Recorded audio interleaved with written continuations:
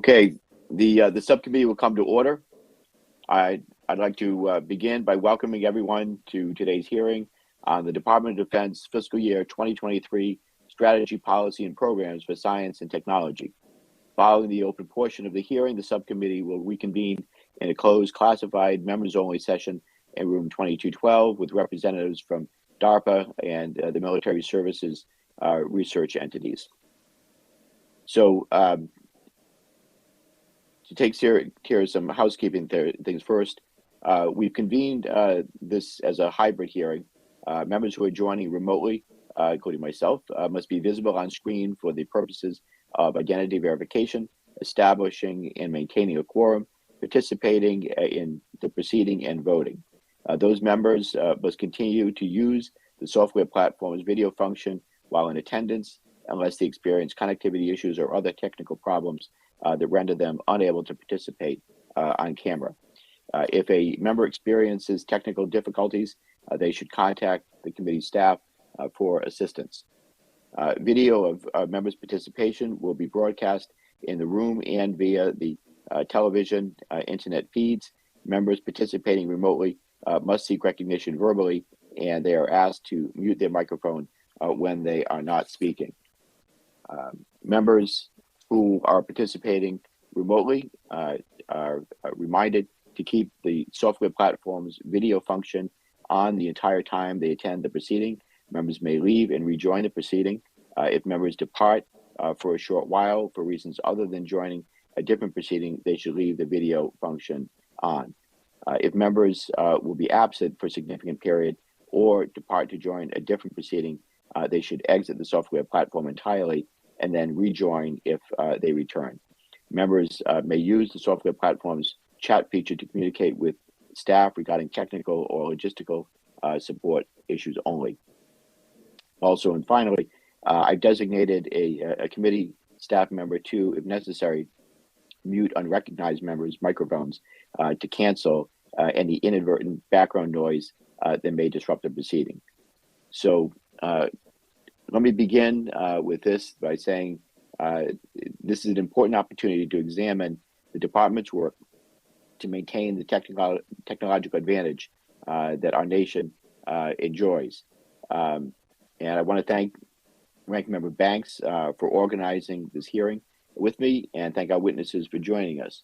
Before us today, we have the Honorable Heidi Shyu, Undersecretary of Defense for Research and Engineering, Ms. Kristen Baldwin, Deputy Assistant Secretary of the Air Force for Science, Technology, and Engineering, Mr. William Nelson, Deputy Assistant Secretary of the Army for Research, Technology, and Chief Scientist, and Mr. Paul Mann, Acting Deputy Assistant Secretary of the Navy for Research, Development, Test, and Evaluation. So I thank and welcome our witnesses here today, and I must say that this is a bittersweet hearing for me, as it is the final science and technology posture hearing that I will chair before retiring at the conclusion of this Congress. It's remarkable, I have to say, to see how far we've come in the years since I joined the Armed Services Committee, going back all the way as a freshman. But I'm continually reminded of how far we have yet to go. Foremost are the infrastructure and facilities challenges throughout the enterprise. I have to say that it's shocking that we face a massive backlog in laboratory investment, more than $5.7 billion in the latest report to Congress. These challenges affect not just the pace and breadth of innovation, but also our ability to attract and retain the top-tier talent that we depend on.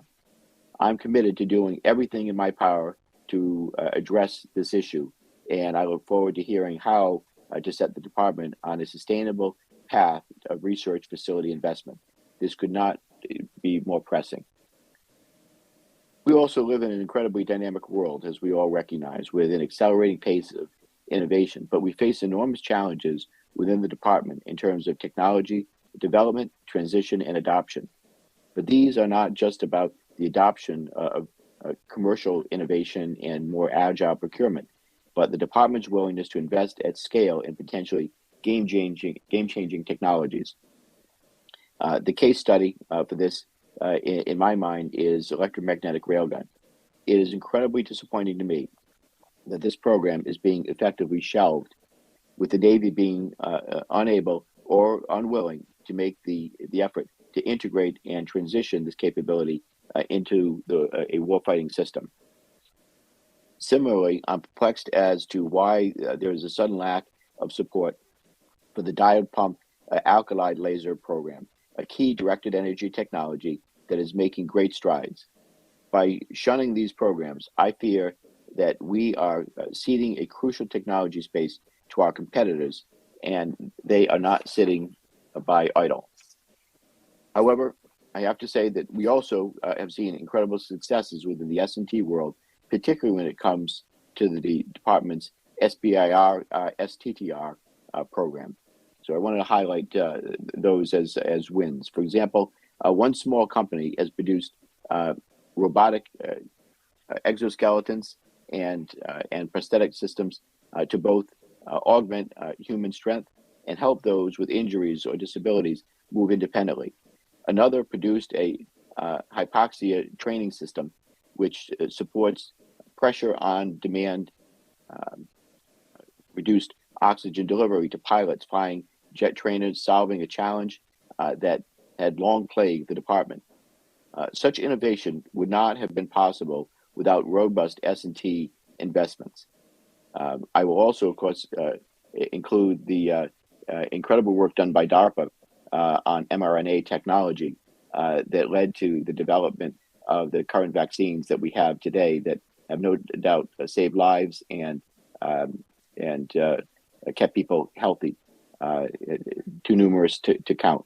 And that was a game-changing technology, and it just underscores just the importance of early-stage research and investment.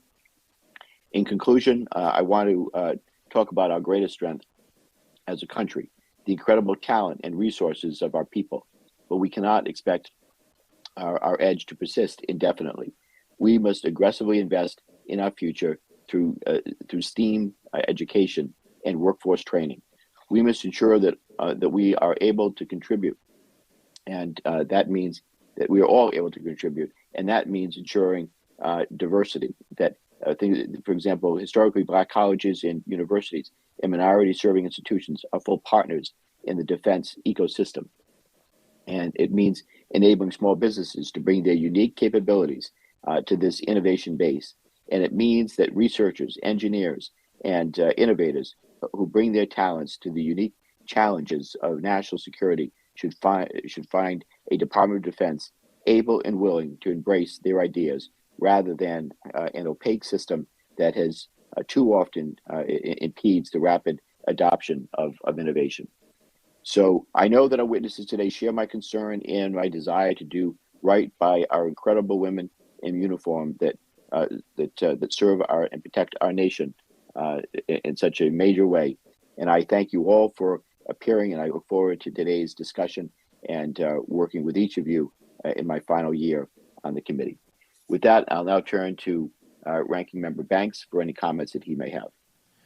Thank you, Mr. Chairman. And first and foremost, I'd like to welcome a special guest, the mayor of New Haven, Indiana, from my district, who is joining us in the back row. I told him he didn't have to stay here for the entire hearing, but I wanted him to come and see his congressman at work. So welcome, Mayor. Thanks for joining us today. Thank you again, Mr. Chairman, for those remarks, and thank you to our witnesses for your time today.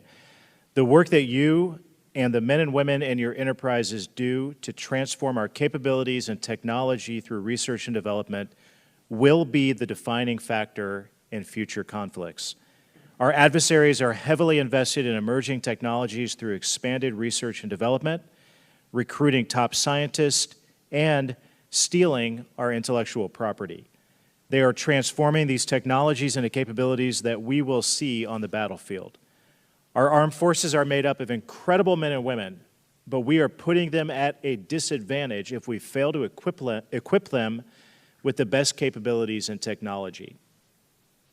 In the past year, we have seen several high-profile departures from people in positions related to innovation. A common frustration that they have expressed is that the department is not moving fast enough to modernize the department and transition technologies to the warfighter. We can't afford to slowly embrace new technologies and capabilities, much less fail to adopt them at all. We can't rely on antiquated practices when equipping our warfighters with the tools that they need to win in the battlefields of the future. Whether it's hypersonics, artificial intelligence, quantum computing, directed energy, biotechnology, 5G, or cyber, we must lean into developing, procuring, and deploying these technologies and investing in the leading edges of new ones in order to compete, but more importantly, to maintain our superiority. I hope to hear from you today about how the department is preparing for the future of defense and how Congress can help you do it. I look forward to our discussion and working together to advance that mission. With that, thank you. I yield back. I thank the ranking member. With that, we'll now go to witness testimony. The witnesses are asked to summarize their witness statements for 5 minutes, and they can submit the longer statement for the record.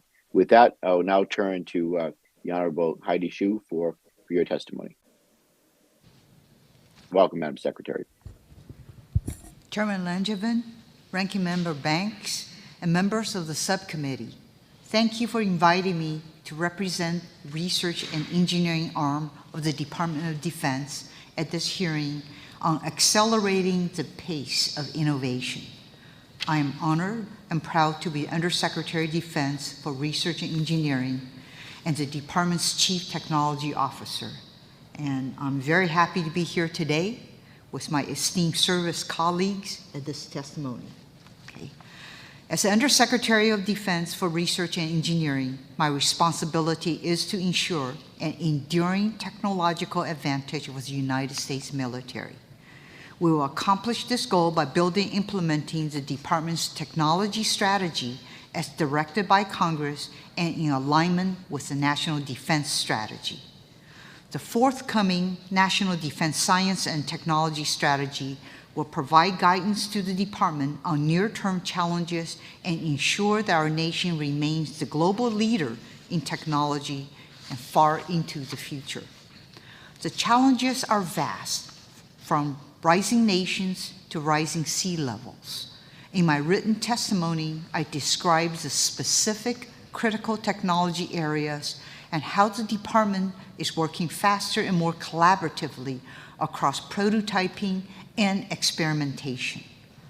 Today, I want to briefly highlight 2 areas where the department must work closely with Congress to ensure an enduring advantage. First, build a strong foundation for science. And secondly, updating how the department does businesses better to reflect today's world. Every strong structure needs to stand on a solid foundation to ensure this country retains our edge and fuels the future technologies and capabilities. We must make a commitment to science and technology, particularly in basic research. We must attract the best people. We must supply the necessary infrastructure for R&D. We must rapidly prototype and perform joint experimentation and collaborate across the technology ecosystem. If we expect the department to attract the world's best and brightest to produce state-of-the-art technologies, we must modernize our laboratory and test ranges. The future of the department depends on talented people, and we're committed to developing this talent. The department has invested in a variety of workforce, educational, and research programs ranging from K-12 robotic systems to STEM scholarships and social science research. As strategic competition increases, so must our attention to S&T. I know many of you on the committee feels the same way, and I look forward to working with you to strengthen our S&T supporting infrastructure and the workforce. In my remaining time, I want to discuss how the department must innovate in pace with the technological change and in keeping with the demands of the National Defense Strategy. Historically, the department has been a leader in R&D. We still are, but the growth of the private sector of R&D has exploded in the last 50 years. As seen in Ukraine, novel commercial technology paired with conventional weapons can change the nature of conflict. The department's processes, ranging from programming to experimentation to collaboration, should be updated to reflect the dynamic landscape of today and anticipate the needs of tomorrow. Our nation's private sector is our competitive advantage, and we must focus on improving how the government and private sector work together. I am committed to working with you to ensure the department can move as quickly as possible as it engages with the private sector and the whole innovation ecosystem to rapidly transition technology to future capabilities. Thank you for having me here today, and I look forward to your questions. Thank you, Secretary Shyu. The chair now recognizes Deputy Assistant Secretary Kristen Baldwin. Chairman Langevin, Ranking Member Banks, and distinguished members of the subcommittee, thank you for the opportunity to provide testimony on the fiscal year 2023 President's budget request.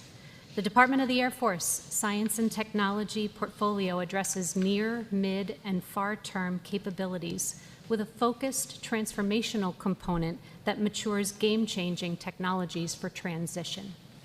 It is clear that supremacy in the air and space domains can no longer be presumed without deliberate technology investments, modernization of our military systems, strengthening innovation and partnerships, and growing the talent, skills, and diversity necessary to deliver operational capabilities.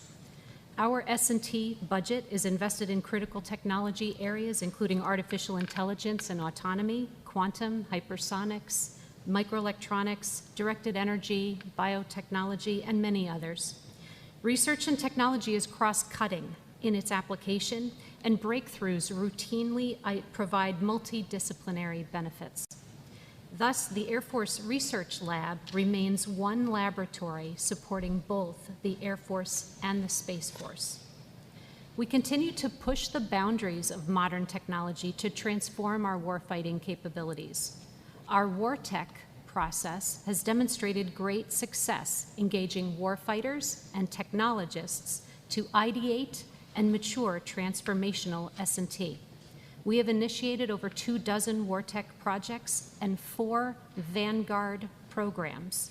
Designed from the start as collaborative teams from S&T, acquisition, operations, and test communities, Vanguards couple investments across multiple budget activities to bridge the transition gap from S&T and to acquisition. 3 of the 4 Vanguard programs will achieve their transition by the end of 2023. We continue to transform the way we work with commercial small business. In 2021, we launched SpaceWorks, focused on pursuing novel technologies for the Space Force. SpaceWorks is an organic part of AFWorks, leveraging shared processes and resources. Last year, we awarded over 1,800 small business innovative research and small business technology transfer contracts. More than 75% of these small businesses are new performers to the Department of the Air Force. Since 2018, our SBIR performers have received over $6 billion in follow-on government contracts and $17.5 billion follow-on in private investment. Maintaining our world-class talent requires agile processes to be able to recruit, hire, and retain personnel. We make great use of the authorities that the Congress has provided to the science and technology community. In particular, direct hiring authority and enhanced pay authority allow accelerated hiring and the ability to attract top-notch talent in cutting-edge areas.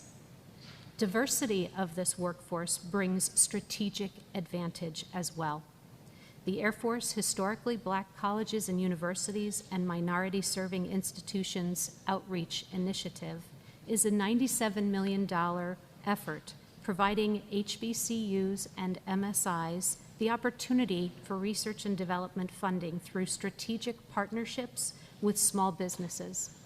In 2021, partnerships were formed with 19 of these institutions. Looking forward to our future technical talent, last year, our K-12 STEM program impacted 1 million students, 16,000 teachers, and involved over 4,000 volunteers.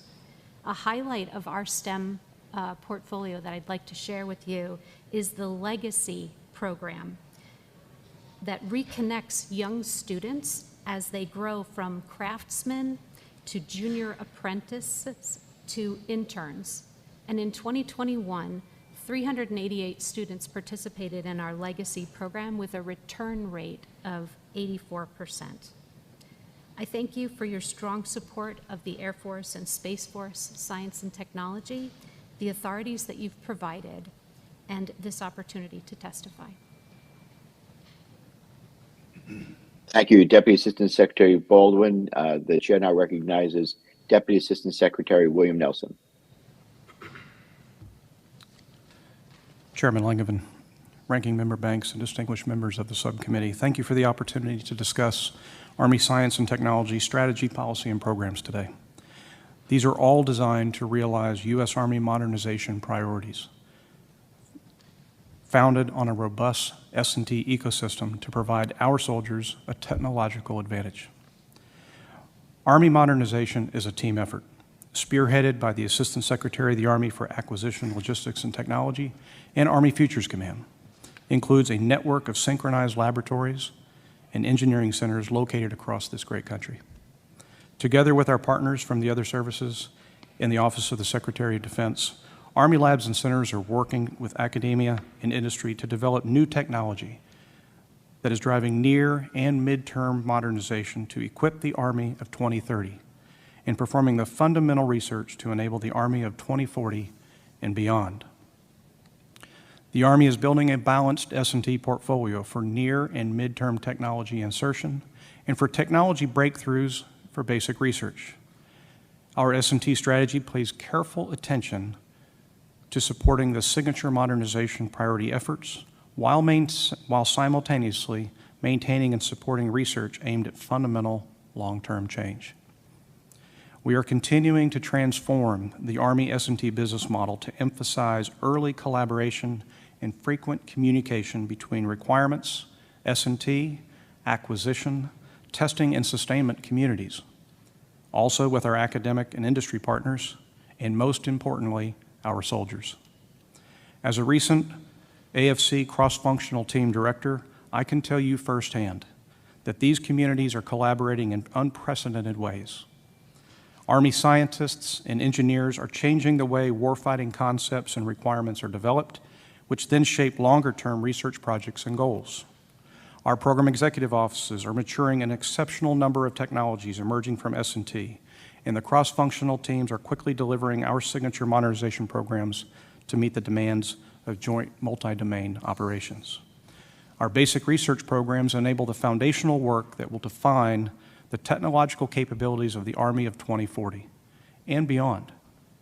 At the center, the Army Research Lab has built a network of regional hubs and labs that give us access to the widest spectrum of scientists in colleges and universities across the country.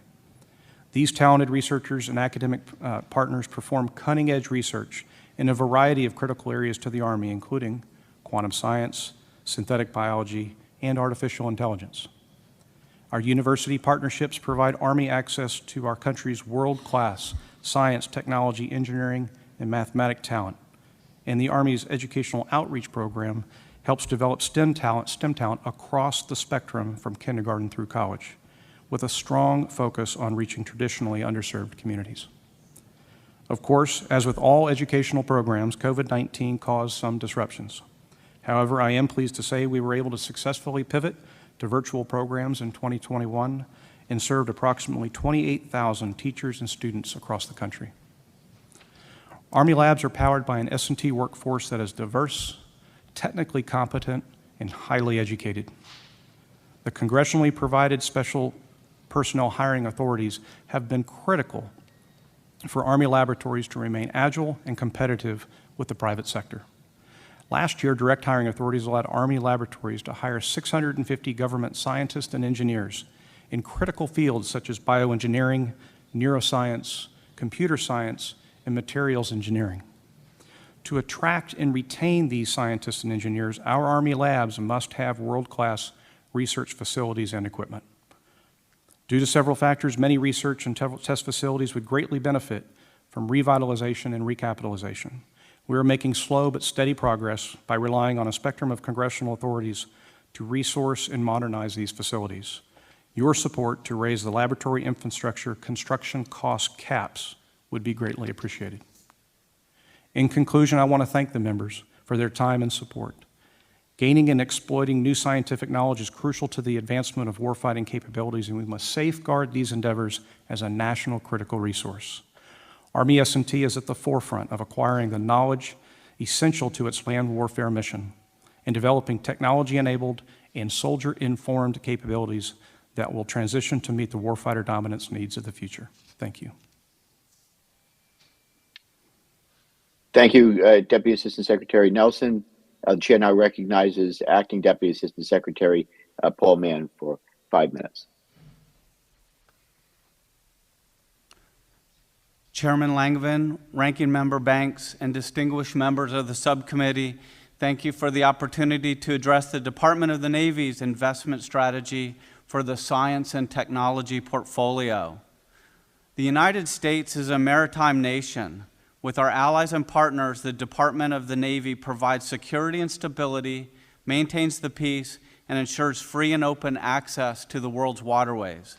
We continue to face a rapidly changing global security environment as evidenced by Russia's invasion of Ukraine and China's continuing efforts to challenge the United States' influence in the Pacific.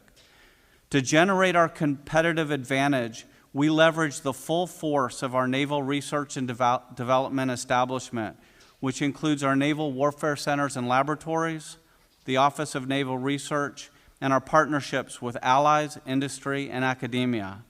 Our diverse team is focused on outcomes driven by learning, agility, scalability, and systems that leverage innovative technology and systems engineering to deliver maritime dominance in the joint fight.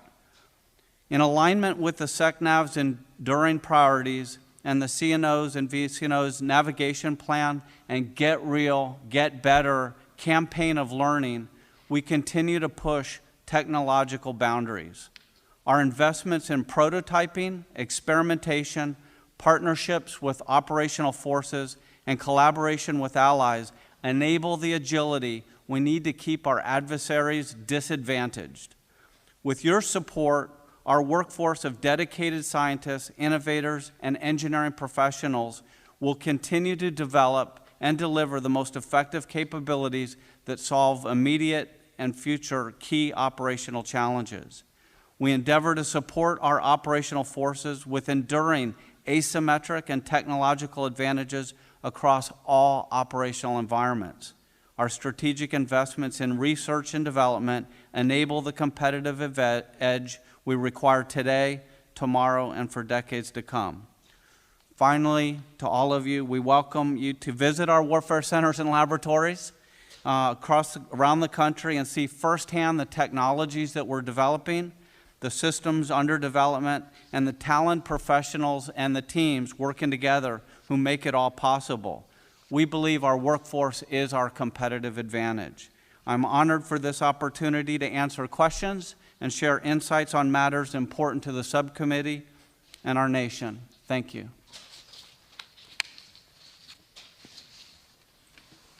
Very good. Thank you, Mr. Mann. We'll now turn to member questions, and I'll begin with myself.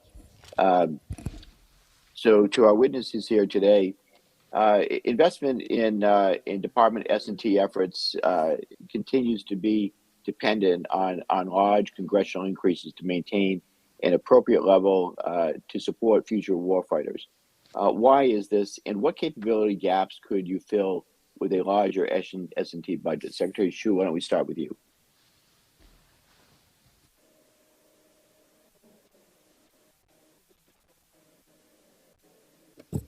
Microphone. Can you hear me? Yes, now we can. The first thing I would do is to help out to get more MILCOM money to help out in our lab and test infrastructure side. This is where there's a huge deficiency that you have seen. There's $5.7 billion of UFR that went over. And I think that piece is absolutely critical for us to put some additional funding against. So that will be my #1 priority. Along with some of the lab and test infrastructure, I'll give you an example. There's about $500 million needed by the Navy Electromagnetic and Cyber Countermeasures Laboratory to modernize the lab in order to develop and evaluate emerging threats and to be able to support the increased number of classified projects. So this is just one example of chunk of money that we need. Chairman, so I would just add a few comments. If you're familiar with the Department of the Air Force S&T strategy. Sorry, could you pull the microphone closer to you? Just pull it, grab it, there you go. Absolutely, excuse me.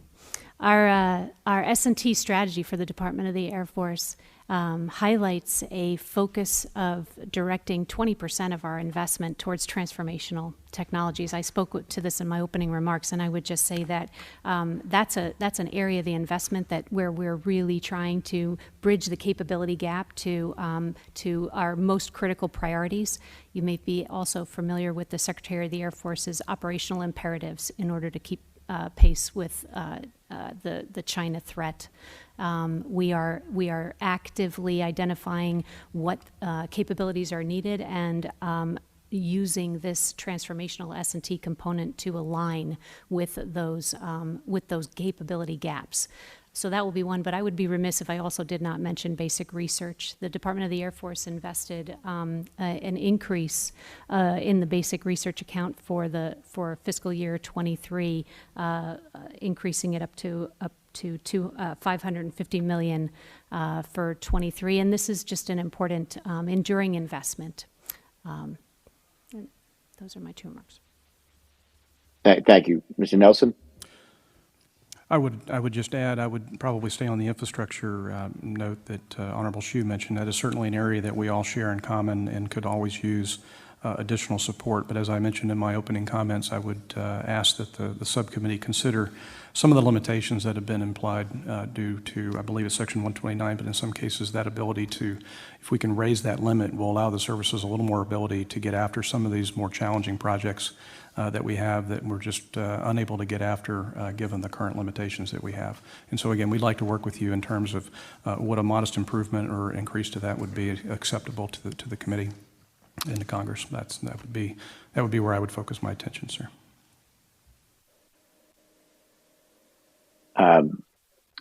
Okay, Mr. Mann, do you have anything to add? Sir, I'll just echo one point, is that while we're balancing all of the investment in the S&T portfolio, attracting the world's best and brightest, getting them here and unleashing their talent for decades, we want them to enjoy working in modern facilities. And so competing with the infrastructure requirements across the entire landscape is always challenging. And building the laboratories that these professionals can execute their mission will go a long way to sustaining our enduring advantage. Thank you. Okay, thank you. I appreciate the witnesses' answers, but I'll be honest with you, no one really answered the question as to why Congress needs to continue to add funding each year.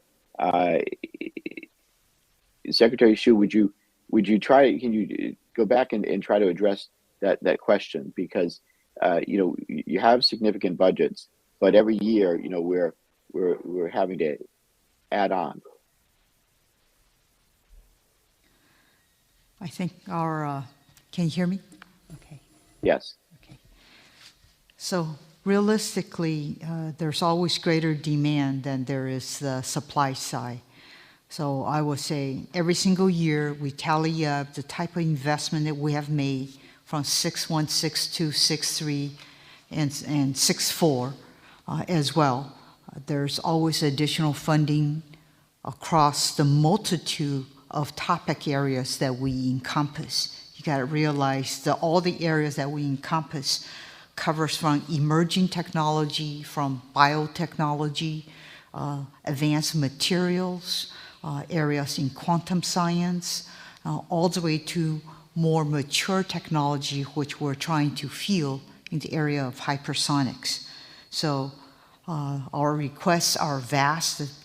Part of the reason is because we cover a wide span of different technology areas. But we're going to have to keep working on this together because there are significant gaps that exist, and we need to work harder on closing those gaps. My last question for now, anyway.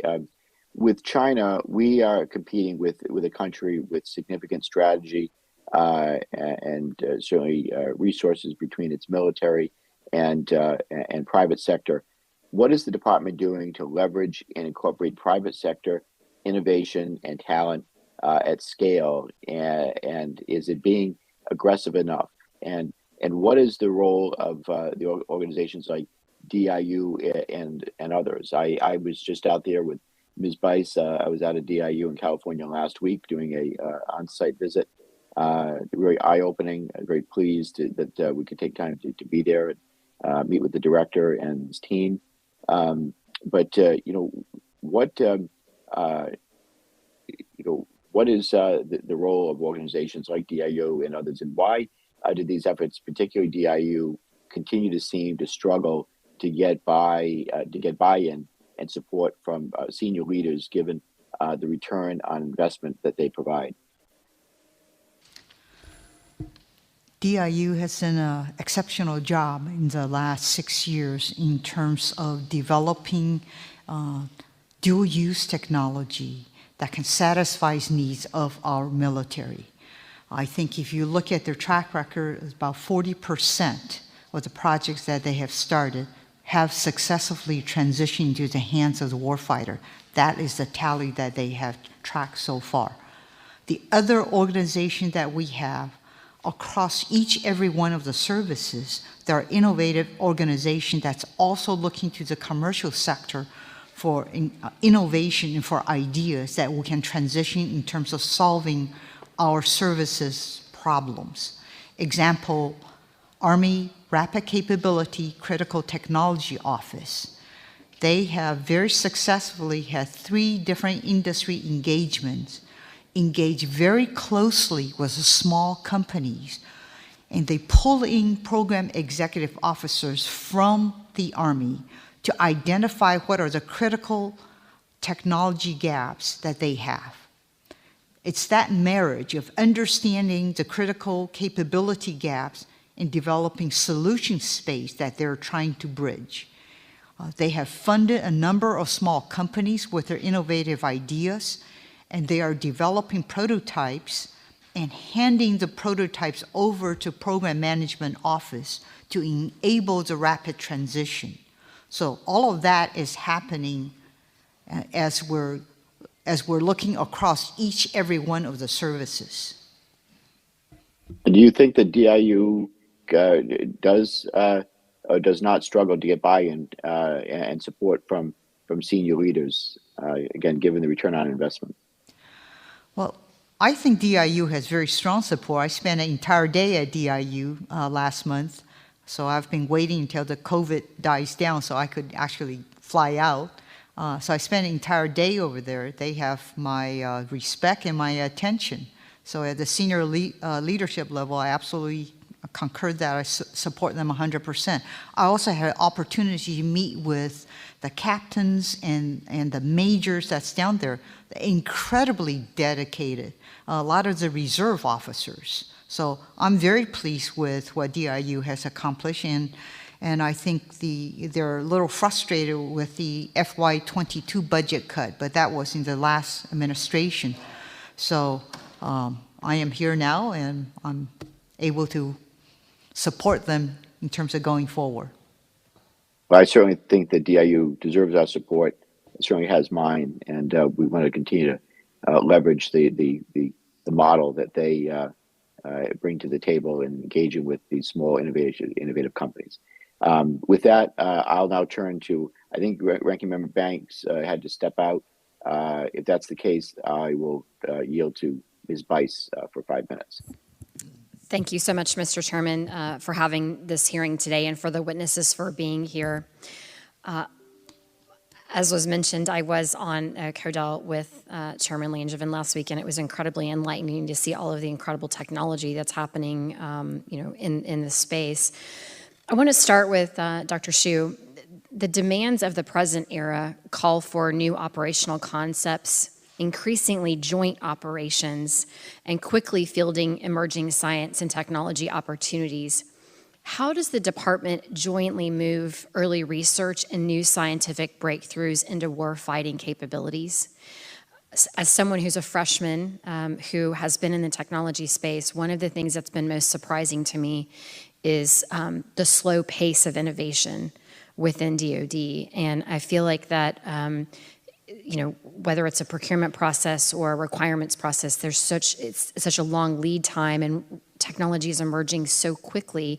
So I want to know what these services are doing jointly together to try to push forward with these new and emerging technologies.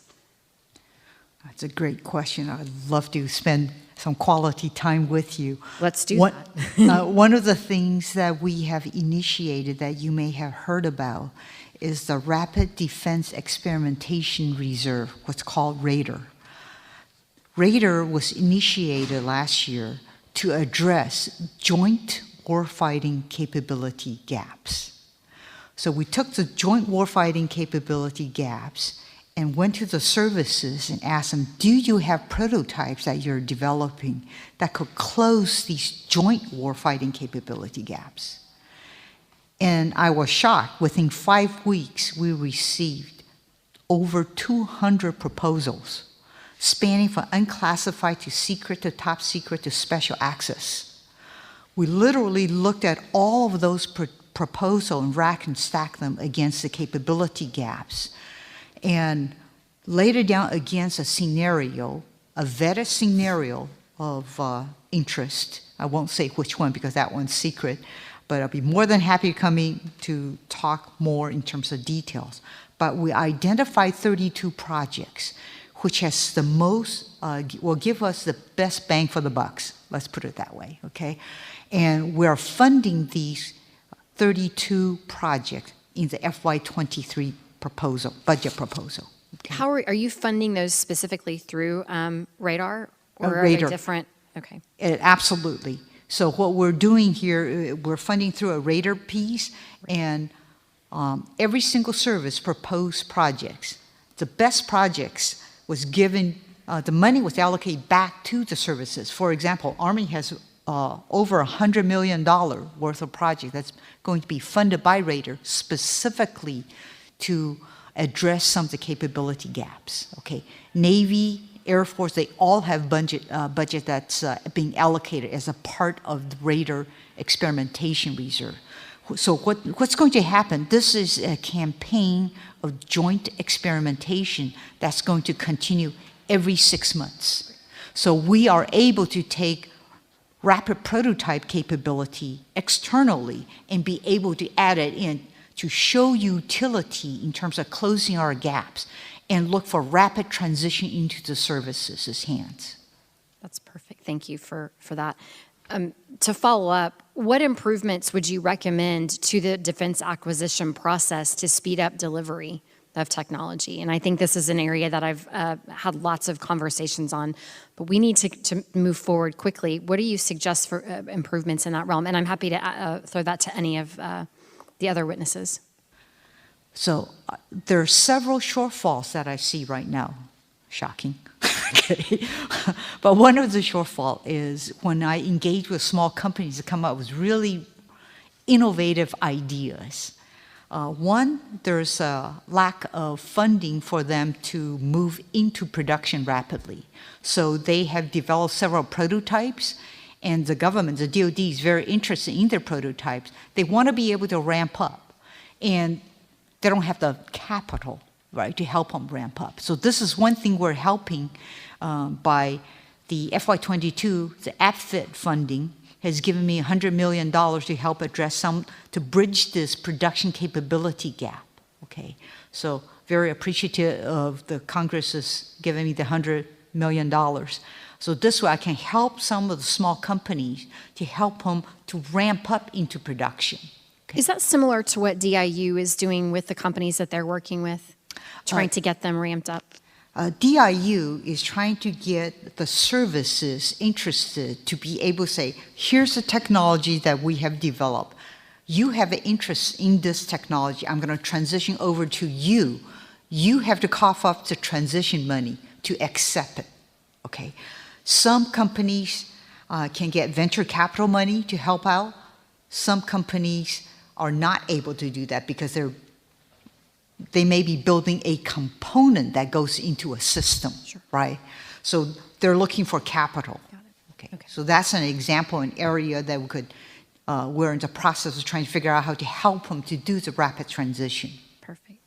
My time has expired, so Mr. Chairman, I'll yield back. Thank you again to the witnesses.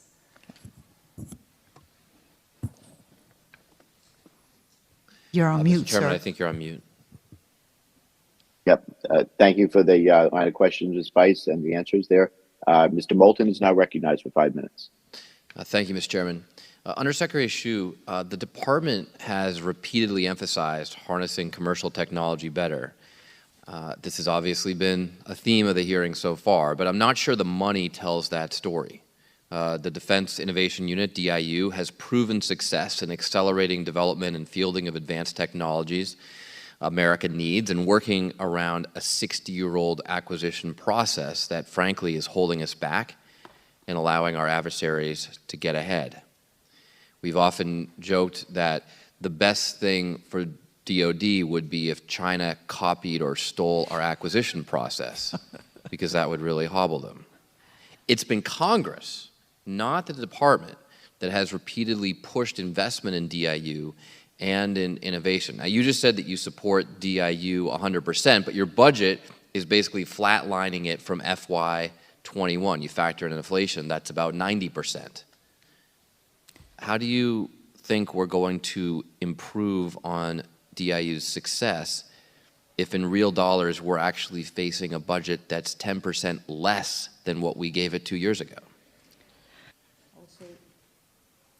The FY21 budget, if you're looking at FY22, it's actually worse than flat. They've got a 30% cut. I know, but I'm comparing this year's budget to FY21, 2 years ago. So 2 years ago, you're right. So from FY22 to 23, we increased them by $10 million. Okay, from 22 to 23. Right, but it's a flat line from 21, which means that it's a 10% cut if you factor in inflation. I mean, that's just basic math, right? I completely concur. You got to realize by the time I came in July 29th into the administration, where the budget was pretty much baked 2 weeks before I came in. Okay, so my opportunity to influence is this year in FY24. So you'll see a much stronger request for funding for FY24. Okay. Undersecretary, are you familiar with the Future of Defense Task Force report that this committee produced a couple years ago? No, sir, I'm not. Okay, well, in that report, which is the first time that the House Armed Services Committee has really looked 20 or 30 years ahead at where we need to be, and it's a remarkably bipartisan report, entirely bipartisan task force, 4 Democrats, 4 Republicans, with a fully supported bipartisan report. Mm-hmm.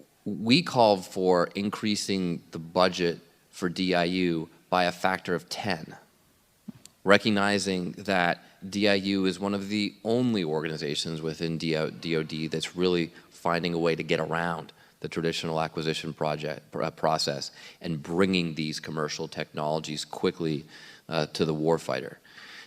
Do you think that that's an accurate assessment of how much we need to be spending on innovation? I would say DIU is not the only organization that's bringing commercial technology in. I think it's very important for you to hear from each of the services what they are also doing in terms of bringing commercial technologies in. I gave you an example of Army Rapid Capability and Technology Office, who have about $46 million this year, also going out completely to the commercial industry, small companies, to look for ideas to solve problems that they have. So that's just one other example of service. I'll be happy to share with rest of the service members here to tell you about what they're doing in terms of leveraging commercial technologies. Well, we don't have time to get into all of it right now, but I would just point out that we clearly need to be spending a lot more on innovation, not incrementally more, not 10% more, but on the order of magnitude of 10 times more. The FY23 budget continues to spend a majority of dollars on status quo weapons platforms, despite a record RDT&E budget for FY23. So do you think we're actually spending enough on cyber, biosecurity, autonomous systems, space capability, and other emerging technologies? Or do we not have that balance correct yet? We are spending a fair bit of money on the cyber arena. Some of those fundings are in the classified world, which is hard to talk about in this mechanism. But we'll be happy to follow up to talk about some of the other things that we're funding to address imminent threats. Well, I think that for any of us who have spent time in the classified world and looked at what our adversaries are doing, we need an order of magnitude increase in defense spending on innovation. I think that's a theme you're hearing a lot from this committee, and I hope to see that better reflected in next year's budget. Thank you very much. Mr. Chairman? Thank you, Mr. Moulton. I understand Mr. Banks has returned, so I'll turn to the ranking member for his questions. Thank you, Mr. Chairman. Secretary Shyu, I want to ask about the recent resignation of Mike Brown, the chief of the Defense Innovation Unit. And can you tell us about what the transition will look like? How will he be replaced? When will he be replaced? And also maybe you could comment on why he's leaving. So his term, excuse me, can you hear me? Okay. Yes. His 4-year term comes up. He is basically highly qualified expert HQE. His term is coming up in September. So he and I chatted about this. I just said, well, the most I could do is extend you by 1 year. My preference is to have somebody else in there that can span the duration of my term and bridge into the next administration. So ball doesn't get dropped between administrations, right? What I did is to extend his deputy by 1 year because his term was coming up the summer. This way, I will have his deputy with the skill set that's been here for the last several years to expand while I search for a replacement for him. When can we expect that replacement? Can you give us a more specific timeline of when? I can't give you a specific timeline because I need to do a search. So, Okay. what's the most And what qualified? what will we be searching for?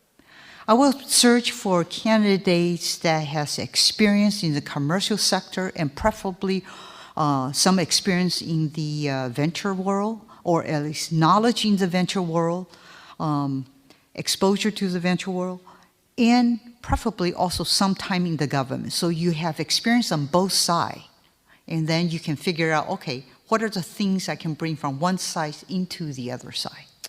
I think it goes with that being said, and I imagine in a very bipartisan way, this committee treasures the work of Mike Brown, the director of DIU. He's brought the Defense Innovation Unit to a whole new level that continues to excel at the mission of the core mission of the organization. I hope that we replace Mike Brown with someone with the same type of knowledge and experience and continue to move what DIU does in the right direction. With that, as you search for candidates to replace him, what can you tell us about what, in your mind, what is the next chapter? What are the next big steps of DIU to continue to support innovation and support our warfighters? I think the biggest challenge that they have faced is really trying to get the services to, on the other side, on the acquisition side, to help the innovation that they have found to go into production, because that's where the gap is. A lot of small companies, great ideas, have produced a lot of prototypes. It's this funnel that's going down to production And it's the pull from the acquisition community that we need. So I think that's what I want to focus on. And this is where I think having somebody on both sides of the aisle with experience on both sides would help. Understanding the acquisition process and also have exposure to the commercial world can help to do the faster pull rather than just being extremely frustrated by the bureaucracy internally, right? Can you talk about what investments in the president's budget specifically for DIU will lead to better opportunities to solve some of those issues in the year ahead? I hope so. Anything specifically? So I'm saying FY24 is what I'm looking at, have an opportunity to impact the budget. Okay. Well, Mike Brown, unfortunately, isn't the only leader that we've seen leave the department who has an important role related to technology and emerging technologies and innovation. There have been several. I mean, in a very high-profile way. I mean, it's almost, for many of us who have been focused on this area, it's concerning when you see headlines after headlines of chief technology experts leaving the department, like the Air Force's chief software official who recently left and said the reason they left is because China is kicking our butt. Why do you think there's so much of that? Why do you think that concern exists among some of the leaders in the department that we've empowered to lead on this front? And what are we doing about it? I think it's probably the frustration with the bureaucracy and the process internally. First, I don't know the guy, but I heard that he was frustrated because of his lack of ability to get money to do things he wanted to do. So I don't know the details. Maybe Baldwin. If that's all right, I can. Mr. Shalon was our chief software officer. Again, he was a HQE on a term appointment as well. But you're correct in that he was frustrated. I would say that many of us are frustrated, as you are, with our struggle to keep up with the pace of technology transition and modernization that perhaps some of our peers have achieved. I would offer that it is, as Ms. Shyu said, it is not only just a focus on attracting those small businesses and investing in innovation, but rather the funding that is required to transition from a small business S&T contract into a program of record.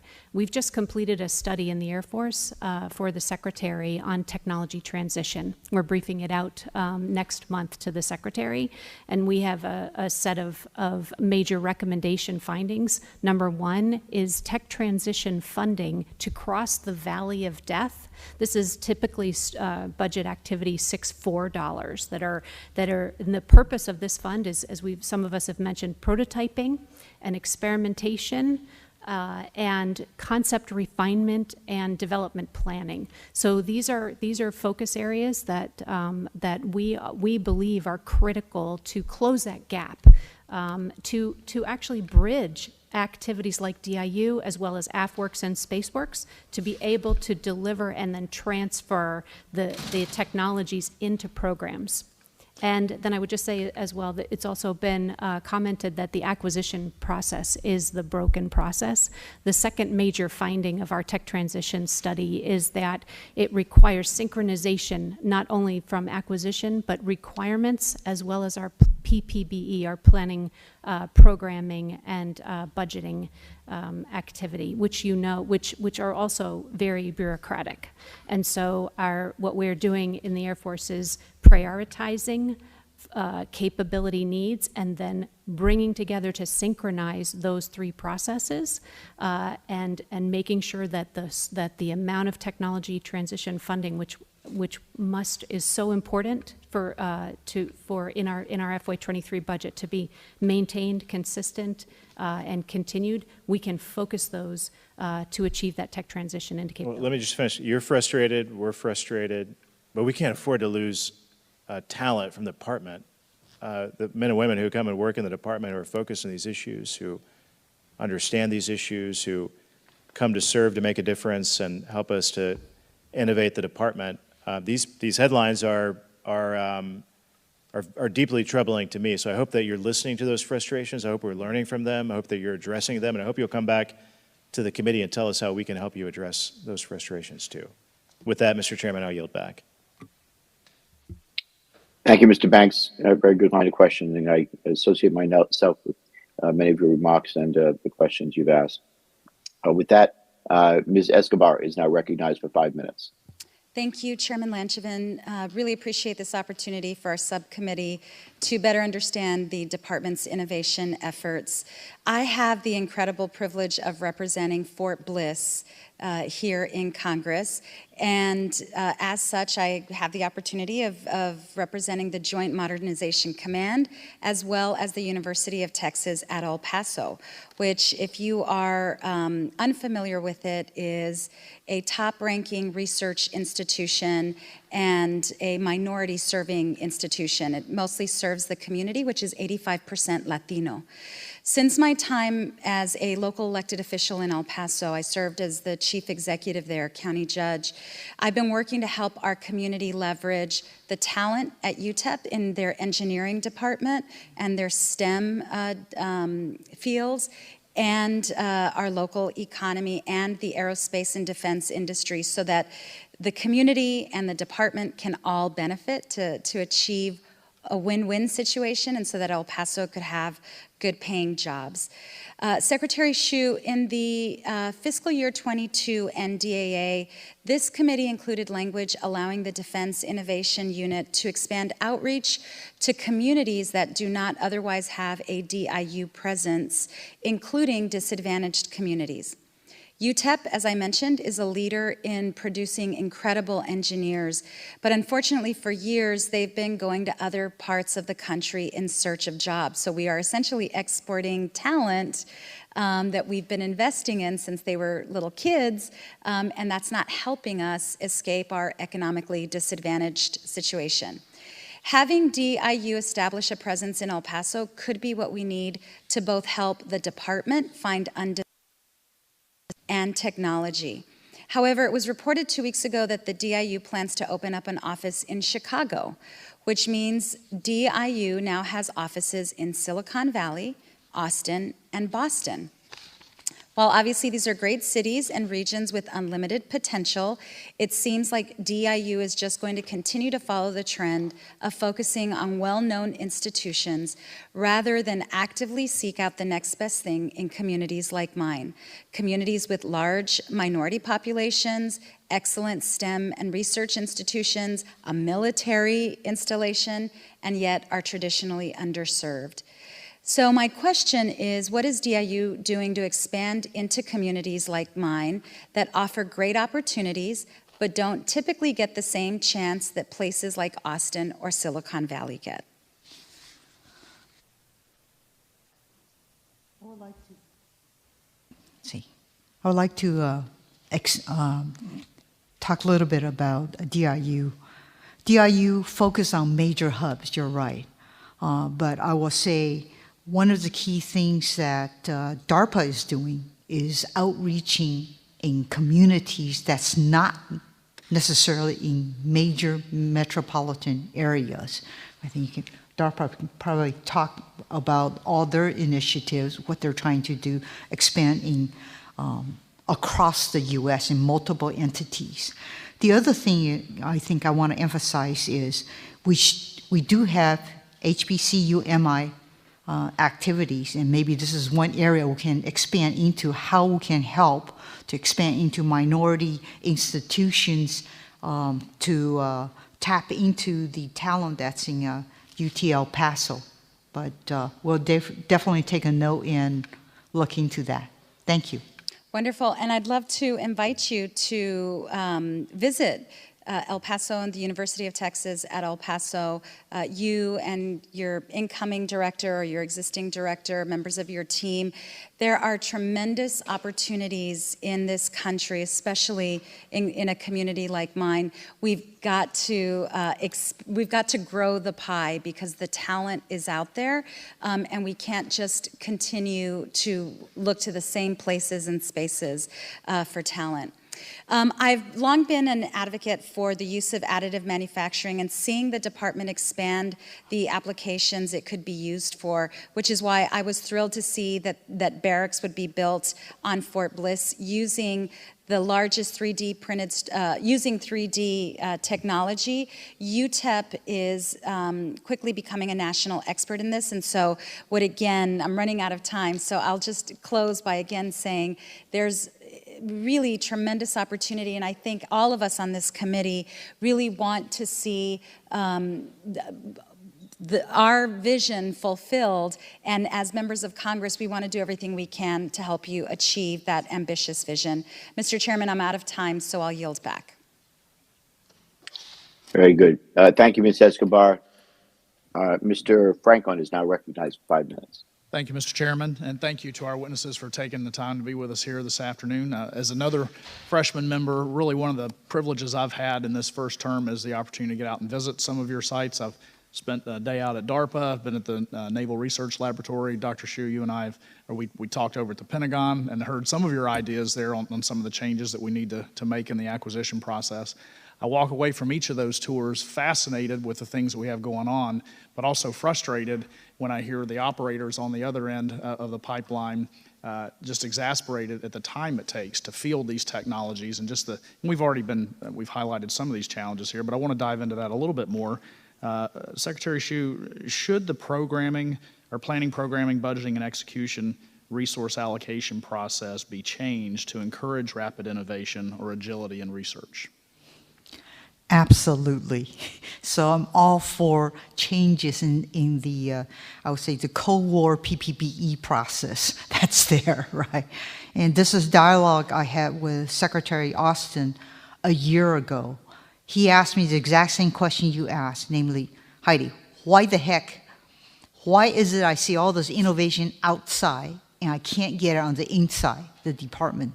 So one thing I said to him, sir, let's just say you see some really great prototype and you want to buy a particular product. Did you have the foresight 2 years ago to put it into your POM request? If you didn't, guess what? You have no authority. So that's the problem. So by the time you get the authority, put it into your POM, it's 2 to 3 years down the line, the product that you're buying is already obsolete, right? So this process absolutely has to change. There's plenty of innovation on the S&T side. It's the bottleneck getting it into the hands of the warfighter that the PPBE process has to change to reflect the agility that's utterly needed. So how do we go about doing that? Well, I hear there's a PPBE commission that's ongoing. So I do hope that they're looking at this very, very seriously and coming up with a great idea to compress the timeline. The other thing, you look at China, how are they able to accelerate so fast? They invest heavily in their S&T and R&D enterprise and test enterprise, right? They rapidly test things out and they field it and they go right on to the next idea, test it out and field it. They don't take a decade, right? So we absolutely must compress this timeline. I'm utterly passionate about it. This is why I want to leverage the radar activity that we have ongoing to be able to take the prototypes we need, test it out rapidly, and push it into rapid fielding. So you mentioned that the Chinese, I would say the old adage of fail quickly and fail forward and learn from that. Our system seems to have inherently built into it a fear of failure, and you're rewarded for not screwing up more than you are rewarded for success. It seems like, and that may be unfair. But you talked some about the radar program, but are there structural changes you would recommend that would allow the department's S&T ecosystem to take risks better and to learn faster and fail faster and move forward? I think in the S&T area, we do test things out and failure is okay. It's like DARPA, right? Failure is absolutely expected in things that you're doing because you're pushing the edge of the envelope. It has to be okay to fail. But once you get into a program of record, okay, you have the schedule that you have laid out, you have the unit costs that you've laid out, you have the development costs that's laid out, you have to predict what your maintenance and sustainment cost in logistics is going to be, even though the system is not even designed yet, everything is baked in very conservatively. And if you fail, guess what? You get called in to say, tell me, why did you fail? Your career is dead, okay? It will be more and more beating. Congress will slam you on the top of your head. Why did you fail on that program? How did you screw that up so badly, right? The press jumps on your neck. So it's a death spiral. So if we want to be able to fail fast and accelerate, we have to change the entire mentality. You can't tell just the program manager, I'm going to grade you how well you deliver cost and schedule and performance and not screw up. This is how you get promoted, right? The incentive structure is not there. Okay, so there's a lot of things that has to change, unfortunately. Thank you, Mr. Chairman. I yield back. Thank you, Mr. Franklin. I agree that we need to continue to engage in smart failure so we learn as we accelerate our testing and our R&D efforts. If we're not failing, we're not learning. So we need to continue to engage in learning as we go. If projects do fail, we need to make sure it's smart failure.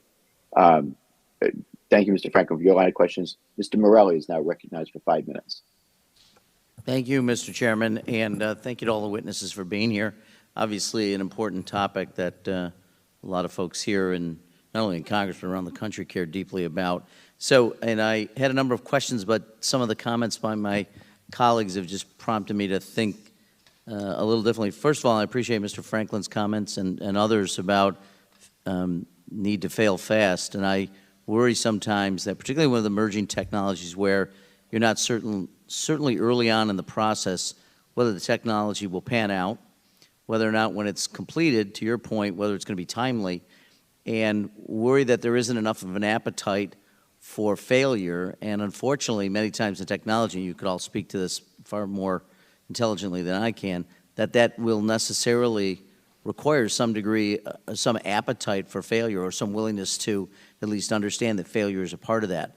How do you factor that in? If you're going to fail fast, it does mean failing, and learning you often do by not being able to complete what you thought you were going to be able to. Can you just speak to that in terms of sort of the tolerance for failure in what you do and how you sort of mitigate that, but also learn from it, and what we could learn to help you maybe accept a higher level of tolerance around the need to fail to be able to succeed? Like I said before, on the S&T side, because it's early in development, you're expecting failures. The failure is absolutely okay. If you build a prototype, the prototype doesn't quite work, go ahead and fix it. Right? That's the obvious thing to do, because you're still very much in the development phase. What we want to do as a part of the radar activity, literally, is take the prototype, test it out in a contested environment in which we're going to fight. Let them test it out to see if it's going to pass or fail. If it fails, it's okay. But guess what? You can modify your design, come back again 6 months, test it out. So are there ways in which you feel stymied that we could help you get through that cycle, or do you feel you have the tools available to you to shorten that time frame? The tools are available in the early phases of program, from 6.1 to 6.4. Okay, it's when you start to transition beyond 6.6, okay, into a program of record. Now this is where everything becomes rigid and locked in, and you'll be beaten up if you don't meet schedule or cost or performance. That's where the risk aversion comes in, because you're graded by that. Okay, so I'd like to pass it over to my colleagues. I will just mention too, you know, in many cases it's why did it fail? And I think understanding that's critically important as well.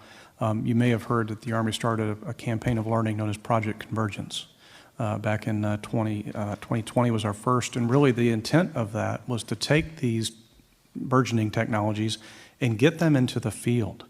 Get them into the field, get the engineers and the scientists, team them up with the soldiers, put them in a relevant environment that equipment will need to perform, and then go see how it works.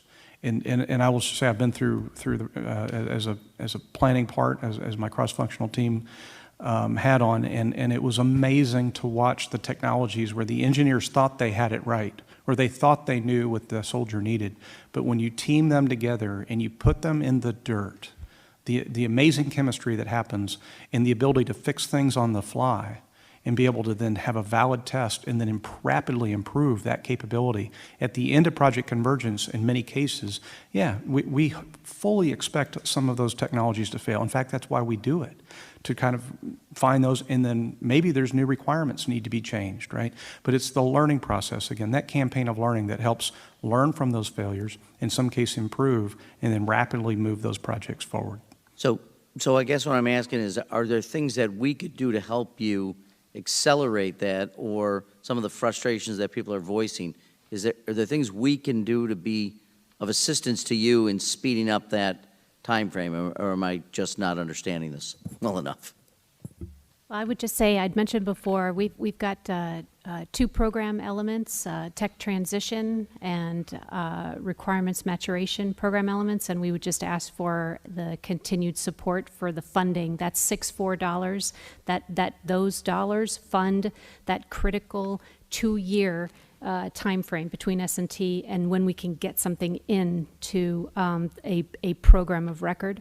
The second thing that I would just offer that maybe hasn't been mentioned here is that we're all looking at digital technology, digital modeling, simulation, agile software practices, and so the continued interest by the Congress in allowing us to utilize advanced technologies and transforming our processes through digital tools is also going to, I think, have a significant benefit, because the failure can be, I like it to call it not just failure, but learning, just as my colleague, Mr. Nelson, described. The knowledge gaining and the learning process, the recovery can be quicker when we are trading things in models and simulations versus expensive hardware prototyping. So I'd like to come back to this after. I'm running out of time, but I'm also curious, how often do you all connect with one another, and how do you share information, and how are you feeling about that collaboration? Ms. Shyu, in fact, stood up upon her entry, DepSecDef stood up a innovation steering group. That is where we share all of these practices, and I routinely meet with my service counterparts on major issues. So I think we're And I'm sorry, Mr. Chairman, I'm over time, so. So I have monthly innovation steering group meetings in which all the services, along with the COCOMs, all participate. Okay. Very good. Thank you. Thank you, Mr. Morelli. Mr. Moore is now recognized for 5 minutes. Thank you, Chair. Apologize if there's any background noise. I'll direct my question to Ms. Shyu, but I welcome any other context from any of the other witnesses. Thanks again for being here. There's a recently released report, Safeguarding Our National Security by Promoting Competition in the Defense Industrial Base. There's several items, 5 key efforts that were identified, 2 of which are increasing new entrants and increasing opportunities for small business, something I believe in greatly. I left the management consulting world to come to Congress. And as you get involved in the bureaucracy of many of our organizations and departments, we all know that was a move from efficiency to not as much efficiency, I'll be honest. But I was prepared for that. But one thing I have found that I've been excited about is the Defense Innovation Unit, the DIU. And I think we've seen good outcomes from that. There's a proven capability of success with integrating, emerging technologies and harnessing the power of American innovation. Ms. Shyu, absent congressional direction, so without focus from Congress and a push from Congress, is the DOD dedicated to supporting and increasing investment in DIUs? Absolutely. One of the things that you'll be seeing that's coming out in the near term, probably in the next 2 months, is an initiative we are developing internally on strategic capital. And this is where our plan is to help out small companies, to help them, to give them the capital that they lack, help them to find the capital, help them to tie closer into the program executive offices that that the services will do the actual pull. So one of the things that AFWORK has done, let me just explain a little bit, is they've taken the funding from SBIR, SBIR funding, they've matched it with the PEO funding when the PEO is interested in this particular technology. They've also taken and gone outside to a venture capital, say, hey, here's a company that has a creative technology that the program office is interested in transition. Are you willing to match that funding? So let's say $1 million from SBIRs, $1 million from PEO, $2 million from venture capitalists. So this really helps the small business to get a lot more funding to continue to develop the prototypes and mature it to the phase that they can transition. So we're in the process of creating and standing up this office right now on purpose to bring the activity that has succeeded in AFWORKS and STRATFI within the Air Force to bring it across the entire DOD. So if I may, just align with that, the renewal of the SBIR-SITR program by the Congress is critical importance to all of us at DOD. And you've heard from the different variety of stats and the benefits of that program from each of us today. So I just wanted to reinforce that renewal is paramount importance. Thank you, and I would just jump in terms of, the Army has utilized the DIU program for a number of efforts and continue to see that as a gallant effort to help get these technologies into the field faster. But I would also add that we already mentioned SBIR-SITR. We have an XTech search program that also tries to reach out to non-traditional innovators and small businesses. That's another accelerator program, and we've got a lot of success from that. I think in some cases we don't articulate the successes that we have sometimes. There's a number of technologies that are making it across the valley of death. In many cases from small businesses. We had a company develop a new anti-jam GPS antenna. We had some metal powder 3D manufacturing. We had some live fire modeling done. All types of SBIR-related projects that are making it across the valley of death. But I think we can always improve our messaging both to you and to the American public in terms of how well we are doing in some cases. I think we do ourselves a disservice. But again, there's always could be room for improvement. I certainly would accept that. But I think there's a bright future in some cases here for a lot of these technologies. Excellent. That's excellent context. It actually makes it easy to do my job when I ask one question with that much involvement. So thank you. I'll quickly just end with, in all of my time, I have yet to see any more enthusiasm than any other area or industry about small business wanting to be involved in the fight, in the mission of the DOD. And I just, with only $3.7 billion, it's a pretty small number relative to the entire budget. And to wrap here, like concentrating DOD spending power in only defense primes, I think we do ourselves a big disservice. And we need to make a strong mix and would encourage as much as we can to embrace that. So thank you, Chair. My time is up. Thank you, Mr. Moore. And yeah, I agree. That's really where so much of the innovation comes from, is from these small innovative businesses that we need to help bring to maturity and let them get their capabilities into the hands of the warfighter. So our time is coming to a close. I did want to ask for one point of clarification, Secretary Shyu. When you talked about, as I understood this right, that in the 6.1 to 6.4 funding, that process lends itself to smart failure, but it's in the 6.5, 6.6 or beyond the funding levels that's where the structure is not properly placed to allow for failure. Because I don't know that everybody would agree with that. That I think we need smart failure in the earlier places too.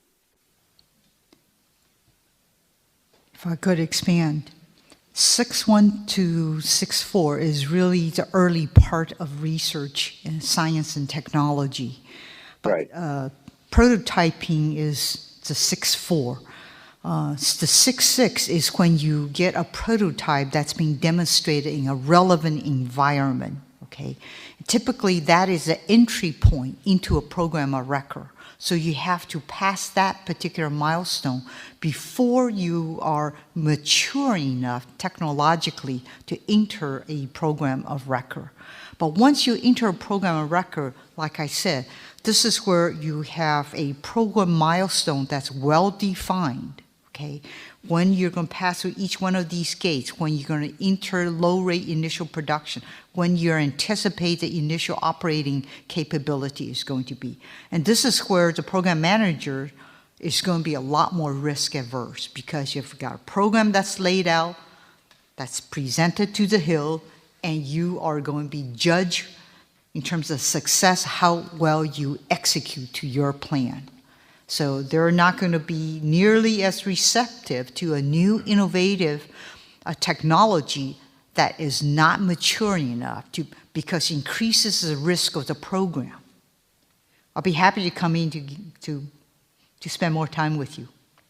No, I'm glad you clarified that point because we need more flexibility and smart failure in those prototyping programs. I couldn't agree more. So those are the questions I had. I want to thank the witnesses for the testimony today, and the members may have additional questions, especially those that unfortunately were not able to stay through the question and answer period. I ask that you respond to those members expeditiously in writing their earliest opportunity. I thank Ranking Member Banks for his partnership in holding these hearings with us, and the members for their participation. With that, the hearing stands adjourned.